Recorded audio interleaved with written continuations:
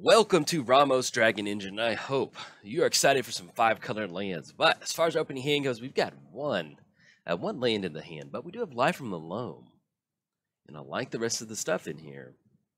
If this is going to be a long game, I don't. And we're on the draw too. Yeah, we're going to keep on this one. We've got 43 lands in here, so hopefully we'll just simply draw a second land, and then we'll be online from Life from the Loam.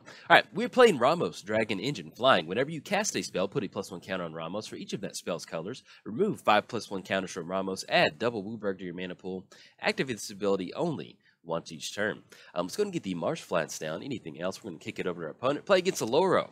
At the beginning of your upkeep, you gain 2 life. Whenever you gain life, you may pay 1 if you do draw a card for each opponent. Excuse me, let's re-rack on that one. Whenever you gain life, you may pay 1 if you do draw a card for each opponent, and each opponent loses 1 life. Hey, I'm sorry, I know how to read. I don't know, it's a struggle this morning. At the beginning of your upkeep, if Oloro is in the command zone, you gain 2 life. There we go. We powered and destroyed. We draw into Amulet of Vigor. I guess at this point right now, we have a lot of black and green in the hand. Let's just go and crack the Marsh Flats. I was going to see if we wanted to crack for anything particular. Let's just go and grab a Bayou. Let's go for the Amulet of Vigor. Get that down. Hopefully, fingers crossed, we hit a couple more land drops. I did keep a risky 1 lander, but our opponent is kind of getting the bounce lands out right now. But between having Diabolic Revelation, Grim Tutor, another way to kind of start playing lands off the top of our library, and another tutor source of the Gate Creeper Vine. Love this hand. And Reaping Sow too. Search your library for a land card. So we'll see what we can get going. Maybe, just maybe, if we get to 4 mana, we might end up blasting that Chancery over there. Get out of here. Let's see. Oh, beautiful. Just like we drew it up. Drawing the Savannah. Let's go and go for Savannah. Let's go for the let's go for Life from the Loam. We can get dredging going. I like that. I love dredging. Dredging's a lot of fun. We've got a tutor for Scapeshift or something like that. We do have to play around a counter spell. And in fact, if our opponent's going to go for a counter spell, they can go for it. Okay, they opt not to. Anything else, we're going to kick it over there. But yes, welcome to some Ramos 5-color lands. Now, Ramos. Ramos is a little bit more of a support commander. I didn't build a full... I've wanted to build Dragon's Maze 5-color deck in Commander for a long time. And Ramos kind of inspired me to want to do that. Part of the reason for that is this deck's almost kind of like at its core, like a Sultai land style deck. We still have all the colors in here. We still have red and white. But at its core, it's Sultai. So most of your mana base is Sultai.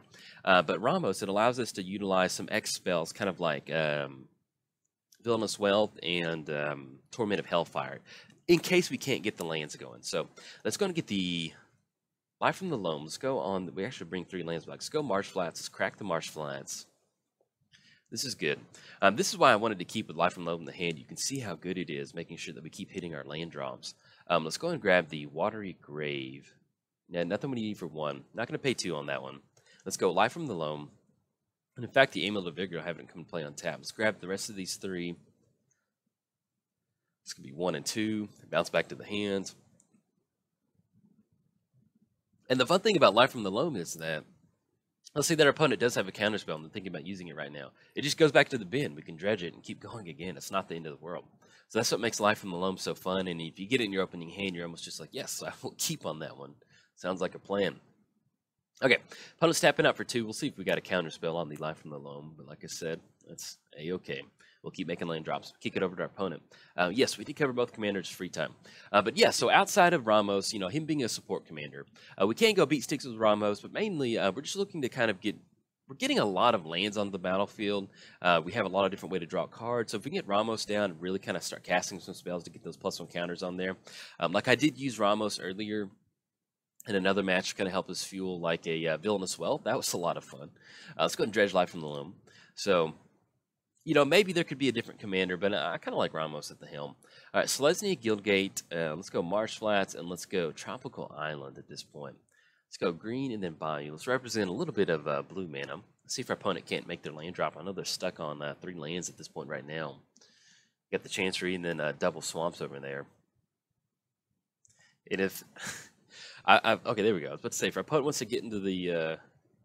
that match or whatever, go for it. All right, let's put the Guildgate into play. It's going to come into play tap and untap because of the Vigor. Let's go for Gate Creeper Vine. I keep wanting to call it Gatekeeper because it makes more sense to me instead of Creeper. But I will actually, yeah, now that I think about it. Okay, I'll explain this art in just a second. I've looked at this card for almost 10 years now, or whenever Return to Ravnica came out, and I just now realized something. Let's see. Let's go ahead and go for. See if we can't grab a red source. Sorry about that. Kind of shifting it around like that. Let's go and grab an Is It Guildgate. It's going to go into the hand. Anything else? We're going to go and pass the turn. Kick it over there. I guess at this point we'll just go and dump the Marsh Flats, the Tropical Island. Yeah, I'm okay with that. Put it in the bin, and then we'll kick it over there. Yeah, I just now realized that Gate Creeper Vine there's actually a little vine person in there, like a little plant guy with the arms. Just now realized that. And I've played, like, Return to Ravnica was like the first place I got into Magic with, so. All right, so our opponent's running into a little bit of land trouble, so hopefully they get some good stuff going. All right, opponent's going to go for Gate Creeper Vine. Let's see if they do have a, they have a Guild Gate in there. That'd be pretty cool if we got either one of the Guild Gates in there. We got Gate Creeper on Gate Creeper. We got Defender on Defender. It reminds me of Ash. Man, it's show my age here. The original Pokemon anime series. There was a one of the very first episodes. There's I think it's Metapod versus Metapod, and they just, like, Ash and the other trainer just use them, and they just harden against each other. And I don't know, I just loved it. It was a funny episode. It reminds me of the Gate Creepers we got rolling out right now. Okay, hopefully our opponent draws a few more lanes. It's never fun being mana screwed. But that's great. I love a clone on Gate Creeper Vine. That's some solid magic right there. Do we want to dredge at this point right now? I think we're okay. Let's see if we can't get to. Ooh, oh, that is lovely. I was going to go for a Courser of Kruphix, but we got that on the battlefield. All right, let's go and get that down. Look at the top part of our. I was just thinking we need to, like, either start drawing into a few more utility spells, like something like Reap and Sow, and then, ooh, we have a forest on top. Okay, let's go and put the forest into play. Oh, Thespian Stage, Dark Depths in the bin. Anything else? Yeah, let's go and kick it over our opponent. Not going to be able to swing in with the Gate Creeper Vine because it does have Defender, so it's not going to be able to swing in. But yes, so we do, at this point right now, we have Thespian Stage on the battlefield, and we have Dark Depths in the bin. At this point right now, I'm not really, we've reached that point in the video to where we could play that, and we get a 20-20 on the battlefield, and our opponent would probably scoop. At this point right now, let's see if we can't go for Maze's End. So we're going to reach that point in the video where we branch off and say, hey, we could have gotten down a 20-20 Merit Lage. That option's still in the bin if we want to, but I think we're just going to leave it there for right now, see if we can't get some stuff going. I know I've been on the other end of Oloro beating me up a bunch of times, but we'll see. Merit Lage token, it's nice. It's nice to get a 20-20 on the battlefield. If your opponent has something to deal with, they might have Path to Exile or something like that. They haven't made their land drops, so more than likely they have some removal. I don't know. We'll see if we want to go for it or not. It's so satisfying going for a Maze's End win. I mean, it just feels so good. It's one of the best things in Magic ever. It's like I get to taste from this cup that I've never tasted from, and it's just glorious. It's like, and I was really worried that I wouldn't be able to get some good Maze's End wins for y'all when I was recording, because I was practicing and I played against a few people, and I'd get a few Maze's End wins, and people would just be like, all right, I never lost a Maze's End. You could tell they had to cross that off their Magic the Gathering bingo sheet that they keep next to the computer. And they're just like, oh, man, that's a bummer. All right, so we got the Temple of Malady on top. Our opponent did, what did they go for the activation off Liliana? Opponent goes for the search your library for a card, put it on top. So we'll see what they have to show for that. But yeah, and also with us holding off on Dark Depths, it could be a deal to where more likely they got some spot removal in there. So I'm also okay with not going on it right now. So we're going to dredge line from the loam. We have a couple lanes in the hand. Is it Guildgate and the Marsh Flats? I don't know if we actually want to draw into Temple of Malady. Yeah, I think I'm okay with that. We'll dredge Temple of Malady. Ooh, Bring to Light. Okay, I do want to Bring to Light. It really turns this library, turns the deck online. Let's go and get the.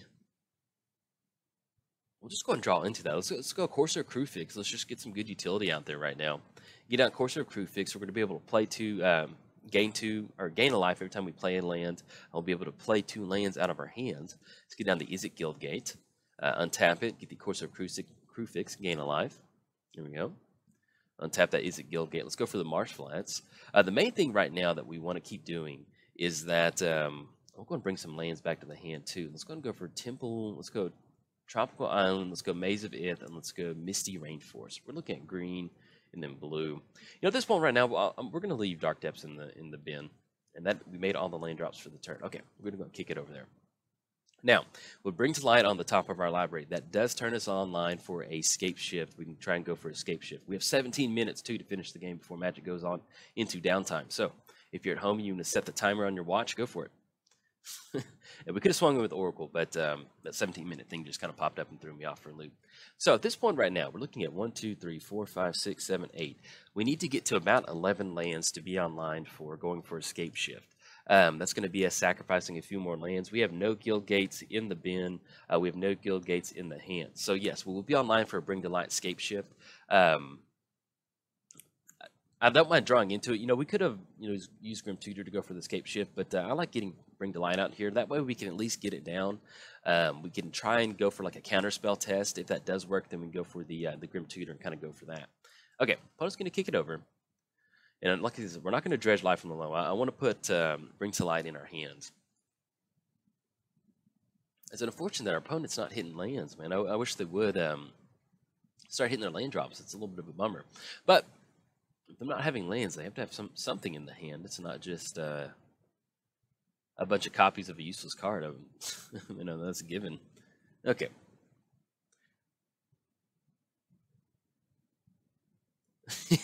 Oh, our opponent forgot their Planeswalker ability. Ah, okay, I gotcha. Best of luck. Yeah, we do. We have 17 minutes because Magic Online is about to go into downtime. So, like I said, let's have some fun. We're not going to judge Life alone. We're going to get that and Bring to Light.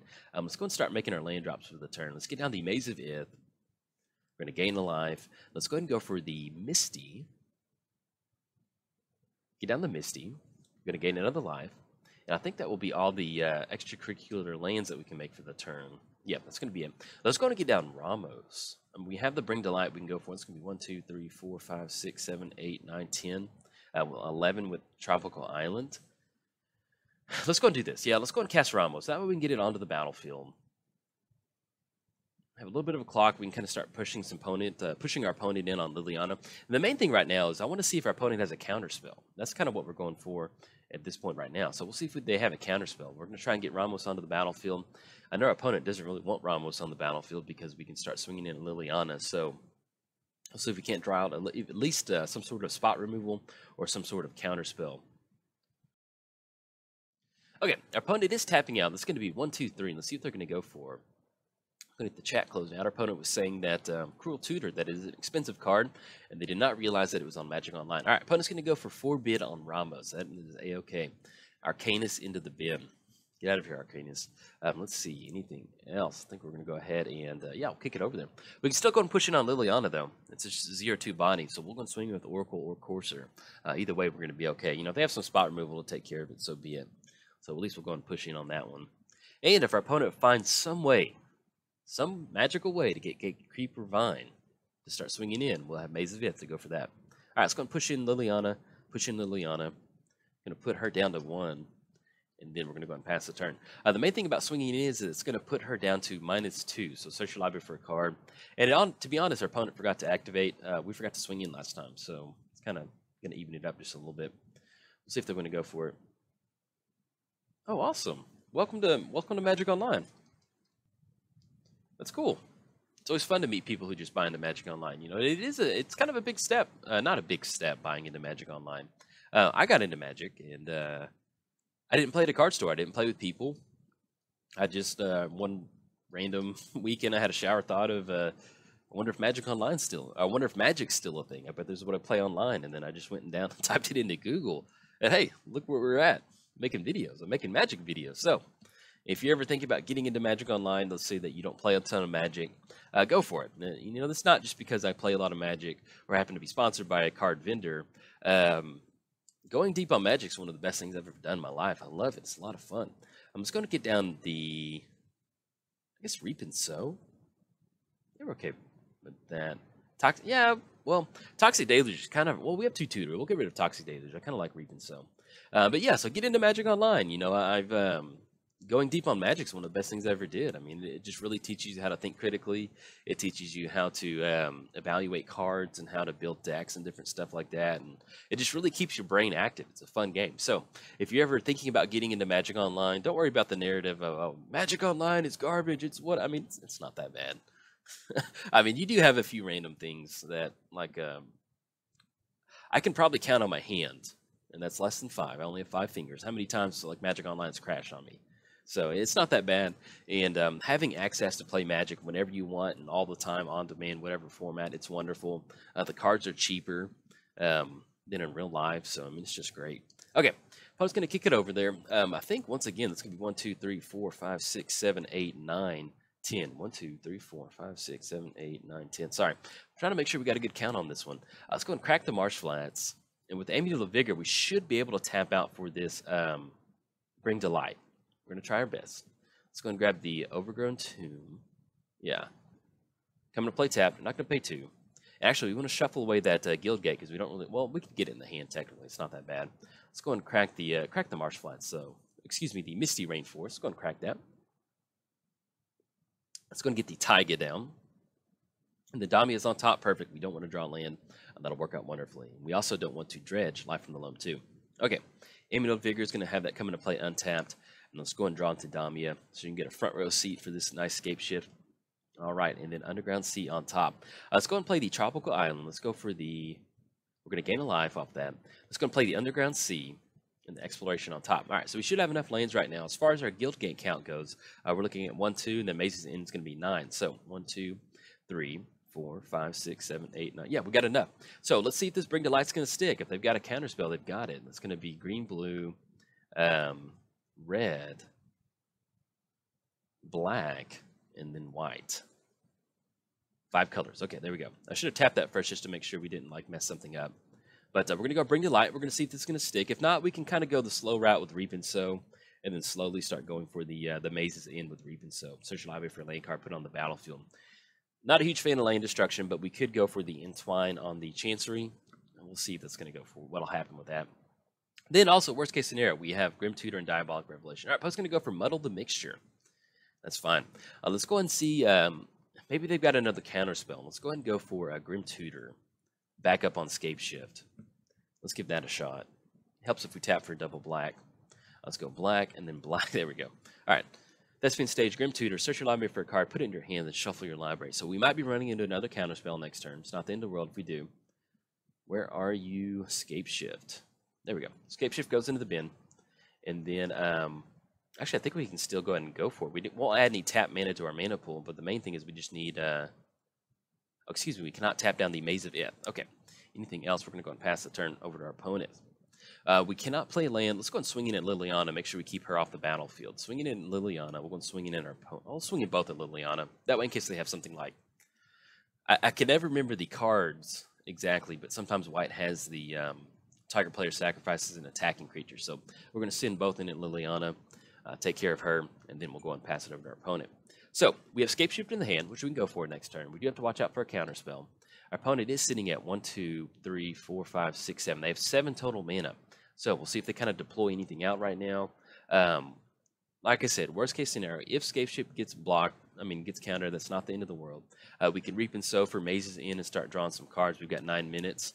We also have Diabolic Revelation, so we can start grabbing some of those lands and start slowly rolling them out and not have to really worry about a counterspell. So that's one of the fun things about Diabolic Revelation. It's going to be 1, 2, 3, 4, 5, 6, 7, 8, 9, 10, 11. That's going to be 5, so we can Diabolic for 6. That will be, we'll need a few more Maze cards after that. We can use Reap and Sow. But I don't mind going for Scapeshift. We'll try our best. And in fact, if we want to go for Diabolic Revelation, we can to draw some X spells. But I think I like going for Scapeshift, especially if our opponent's going to be tapping out on any sort of blue mana on this one. I like that. And we have Chromatic Lantern on top. Let's see what they're tapping out for. It's going to be 1 and 2. Obnixilis. Okay, now that puts them at 2 blue mana. What we can do, if we have enough mana, is we can go for Reap and Sow on the island. I like that. We go Reap and Sow on the island, destroy target land. That'll cut them off mana. We can go to our second main phase and then go for Scapeshift. I think that sounds pretty good. And we're not going to dredge Life and Loam. We don't want any of the gates into the graveyard. Let's go and put the Temple of Mystery into play. It'll be additional land that we can go for. It's going to untap because of the Amulet of Vigor, and then we'll get the Scry going. And in fact, we'll just go and leave. Let's go and put that on the bottom for right now. Burgeoning on top. That's fine. And then untap the Temple of Mystery. Let's go ahead and go for Reap and Sow. Yeah, let's go and go destroy target land on the island. That way we kind of force the issue. Make sure that we have enough, at leave up enough green mana for Scapeshift. All right, we're going to go for Reap and Sow. If they do add that blue mana in response to something, what we can do is go to our second main phase, and then we'll go for Scapeshift. So, all right. And in fact, well, they didn't add it to the mana pool, so let's go and go for Scapeshift. Now, one of the things you want to do with Scapeshift is add that mana to your mana pool first. Double green. And let's go add some one more color. We'll add double black too, just to make sure we have enough for double black. If we need to go for Diabolical Revelation or something like that. It's going to be double black. We have double green for Scapeshift, and then 2 for Scapeshift, and then add 2 extra to our mana pool. Okay, let's go and go for Scapeshift. That will be 1 colorless, and then 1 green. Actually, we'll go for 1 green. Okay, I'm going to go for Scapeshift. We're going to sacrifice any number of lands, but we're going to have enough to go for the to grab the what is it? Maze's End. Sorry, it's going to come into play with Amulet of Vigor. And we have enough mana to untap it. So sacrifice the Bayou Savannah, Watery Grave, Thespian Stage. That's going to be 1, 2, 3, 4, 5. No, excuse me, 1, 2, 3, 4, 5, 6, 7, and then 8, 9, 10. That's going to be more than, that's 10 cards right there, just in case we misclicked or something like that. All right, we're going to go for Scapeshift. Let's go and pop this down a little bit. Let's go Guildgate 1. And then 9. I think that's all the guild gates we have. That's going to be enough. All right, so these are going to come into play tapped. We'll have the Amulet of Vigor, which is going to allow them to untap. Let's go and put the Courser of Kruphix triggers on the stack first. That's what we're going to go for. Let's get this popped out just a little bit. Because we don't really care about that life gain. We're going to get the Amulet of Vigor trigger going. Let's see if we can't get the... so there's less clicking. I guess it's not really going to matter either way. Whoa. Stack remix. Okay, let's go and close out of Oloro. And then, yes, we're going to use that ability. Untap it, and then look how beautiful that is. It's a lot of fun going for Scapeshift with the Amulet of Vigor, and then getting all these lands on the battlefield. Oh, this is wonderful. It feels so good to go for Maze's End. It's wonderful. All right, let's go and activate Maze's End. You pay 3 mana.